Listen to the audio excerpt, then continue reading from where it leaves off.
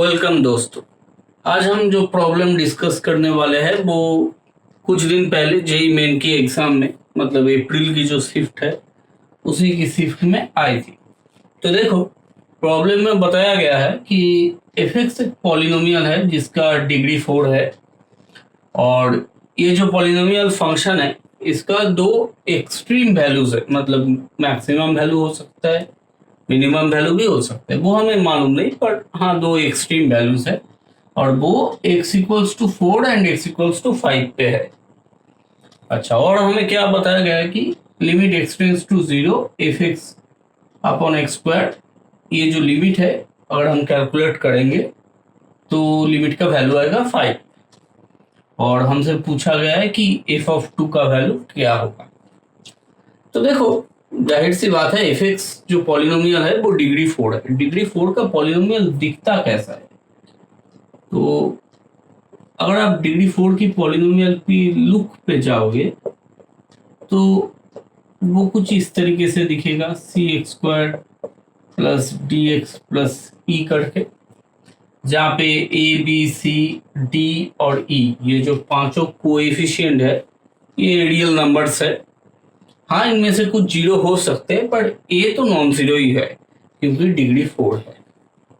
अच्छा, तो देखो ये जो लिमिट है, तो अगर हम लिमिट कैलकुलेट करने गए तो क्या होगा, limit x→0 f(x) upon x square. Limit अगर हम कैलकुलेट करें, लिमिट x→0 देखो ax4 plus bx³ plus cx² plus dx plus e, x square से डिवाइड करना पड़ेगा। तो अगर हमने डिवाइड भी कर दिया तो क्या आएगा, ये वाला होगा ax², ये वाला होगा bx, ये c और ये तो d/x और ये आ जाएगा e/x²। ठीक है, एक चीज हमें ध्यान में रखनी है और वो ये है कि ये लिमिट एग्जिस्ट करता है और एग्जिस्ट करने पर इसका वैल्यू होता है 5। अब देखो, लिमिट x→0 है तो अगर एग्जिस्ट करता ही है तो d और e का तो वैल्यू जीरो होना चाहिए, क्योंकि अगर यहाँ पे कोई नॉन जीरो वैल्यू होगा तो 1/x होगा x→0 पे, उसका लिमिट तो एग्जिस्ट करेगा नहीं।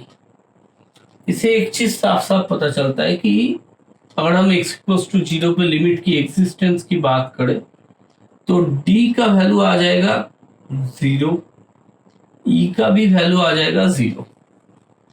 अच्छा, तो अगर हम x=0 बिठाए तो ये वाला जो टर्म्स है वो कैंसिल आउट हो गए, बचा क्या, c ओनली कांस्टेंट टर्म, तो उसका वैल्यू हो जाएगा 5। तो इससे हमें तीनों जो मतलब अननोन कांस्टेंट थे या कोएफिशिएंट थे उनका वैल्यू तो मालूम हो गया, तो उनको हम रिप्लेस कर देते हैं। चलो रिप्लेस ही कर देते हैं। तो ये क्या हुआ, 5 और ये लास्ट दो टर्म हमने हटा दिया। अब आते हैं ये वाला इंफॉर्मेशन। ये वाला इंफॉर्मेशन हमें क्या बोल रहा है कि जो एक्सट्रीमास है वो x=4 एंड x=5 पे लोकेटेड है। अच्छा, तो एक्सट्रीमास को फाइंड करने के लिए हम क्या करते थे कि हम पहले फंक्शन का फर्स्ट डेरिवेटिव निकालते। फर्स्ट डेरिवेटिव इक्वल्स टू 0, जो इक्वेशन तैयार होता था उस इक्वेशन को सॉल्व करके हम वो क्रिटिकल पॉइंट्स फाइंड आउट करते थे। तो देखो, पहले इसका हम डेरिवेटिव निकाल देते हैं, f(x) फिर क्या होगा, ये 4 मतलब 4ax³ और ये 3bx² और ये 10x। ठीक है, अब ये x=4 और 5 पे एक्सट्रीमास है तो ये दोनों क्या हुए, क्रिटिकल पॉइंट्स हुए। इसका मतलब क्या है, f(4) मस्ट बी 0।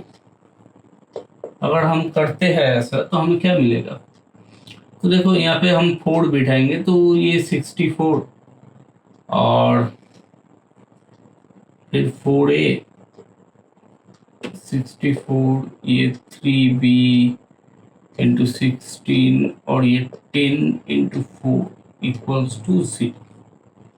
देखो 4 तो कॉमन ही है, तो हम 4 से डिवाइड कर देते हैं, तो ये इक्वेशन बन जाएगा कुछ इस तरीके से 64a, एक मिनट, और 4 को अगर हम यहाँ से हटाएंगे तो ये क्या आएगा 12b और ये क्या आएगा 10 इक्वल्स टू 0। तो ये एक इक्वेशन हुआ। उसी तरीके से f'5 इक्वल्स टू 0, अगर हम इसको थोड़ा क्रॉस चेक करेंगे तो क्या होगा 5 का क्यूब, तो 4a इंटू 125 और 3b इंटू 25 और ये क्या होगा 50 इक्वल्स टू 0। पहले बार हमने 4 से बोथ साइड पे डिवाइड किया था, अब हम 5 से करते हैं। तो 5 से करेंगे तो क्या होगा, ये 25 हो जाएगा, फिर ये 100 है। अच्छा काम करते हैं, 5 से छोड़ो, हम 25 से ही डिवाइड कर देते हैं। फिर ये क्या होगा 20a, ये 3b और ये 2। तो ये हुआ दूसरा इक्वेशन। ये दूसरा इक्वेशन और पहला जो इक्वेशन है, इन दोनों को थोड़ा हम सॉल्व करेंगे अगर, तो हमें क्या मिल जाएगा, हमें a और b के वैल्यूज मिल जाएंगे। तो चलो सॉल्व करके देखते हैं। एक काम करते हैं, इसको 4 से मल्टीप्लाई करते हैं और इससे सब्ट्रैक्ट कर देते हैं, ठीक है।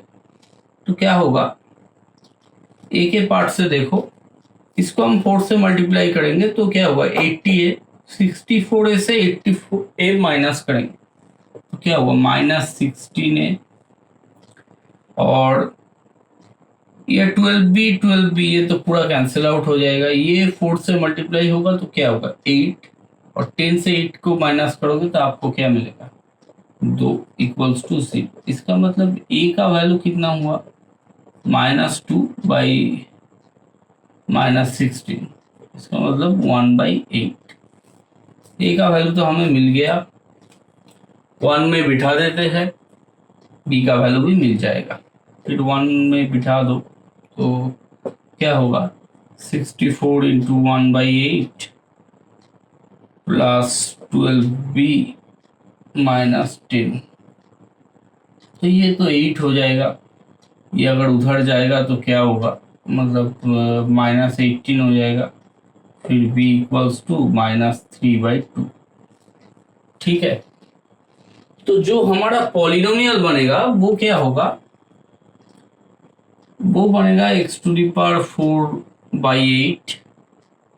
ये जो टर्म था इसकी जगह पे बैठेगा -3/2।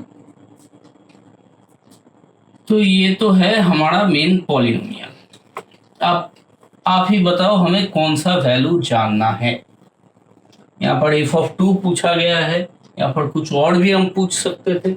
f(2) पूछा गया है, 2 बिठा दो, 2 बिठा देंगे तो क्या होगा 2⁴ 16/8, यहाँ पे 2 बिठाओ -3/2 इंटू 2 का क्यूब मतलब 8 और 5 इंटू ये 2 का स्क्वायर मतलब 4। तो ये क्या होगा 2 होगा, इससे अब 2 को 4 -12 और ये क्या होगा 20, मतलब 22 से 12 सब्ट्रैक्ट करोगे तो क्या आएगा 10। तो f(2) का वैल्यू कितना हुआ 10 होगा। उम्मीद है आपको ये पूरा प्रोसेस और जो लॉजिक था सवाल को सॉल्व करने का वो समझ में आया। अगर आपको ये वीडियो पसंद आया तो ये वीडियो अपने दोस्तों के साथ शेयर कीजिए, लाइक कीजिए वीडियो को, और अगर आप ऐसे और भी मज़ेदार वीडियोस पाना चाहते हैं तो आप हमारे चैनल के साथ जुड़ जाइए और चैनल को सब्सक्राइब कर लीजिए और अपने दोस्तों को भी सजेस्ट कीजिए कि वो भी सब्सक्राइब कीजिए। धन्यवाद।